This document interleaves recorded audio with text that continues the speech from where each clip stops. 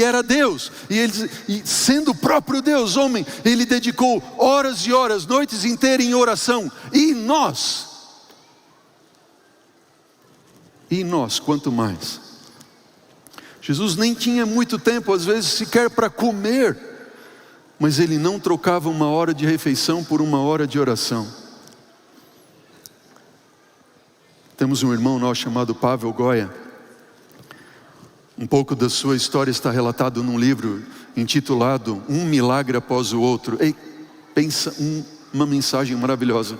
Se você não leu esse livro ainda, eu recomendo a você, busque na Casa Publicadora Brasileira Um Milagre Após o Outro. Um milagre após o outro. Neste livro ele conta a história, eu já contei para vocês aqui num outro culto, de quando ele estava sendo pastor na Romênia, depois de abandonar o seu trabalho e tudo, ele atropelou e matou um garotinho de 16 anos de idade, e estava ali há 2 semanas de fazer um evangelismo na cidade, e ele e a esposa passaram uma noite inteira em oração por aquele menino que havia morrido naquele dia anterior. E no dia seguinte eles vão ao hospital e Deus tornou a dar vida àquele menino.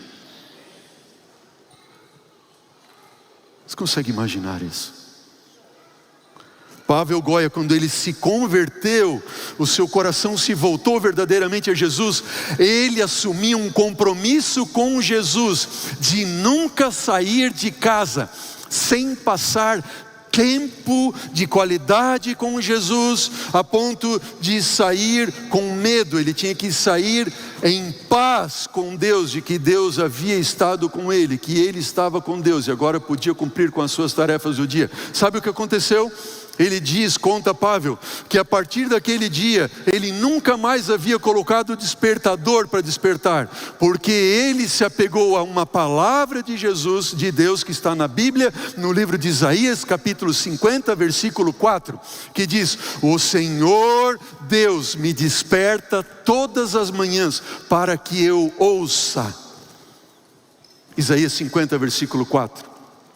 Pavel nunca mais colocou o despertador para despertar. Ele orava a Deus e dizia: Senhor, desperta-me como o Senhor prometeu. E Deus o despertava todas as manhãs, e ele passava no mínimo 2 horas com Deus toda manhã. Sabe o que aconteceu? Um dia Deus não o despertou na hora que deveria, e ele acordou atrasado para ir para a escola. E ele morava na Romênia, um país comunista, e naquele dia a primeira aula era com um dos piores professores do colégio ali.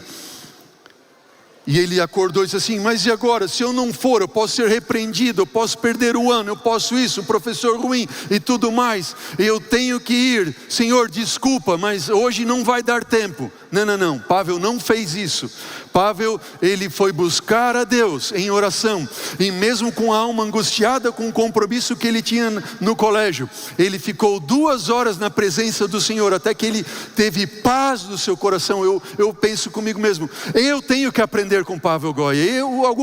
Muitas vezes eu vou dizer: Senhor, tem tanta coisa para fazer, e agora, meu Pai, e agora eu tenho que isso, aquilo, outro, e eu não posso fazer isso senão quando eu tiver paz com Deus.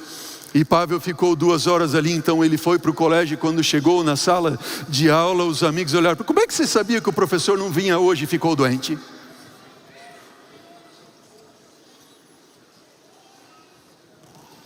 E essa é uma de muitas experiências de Pavel que está neste livro, Um Milagre Após o Outro.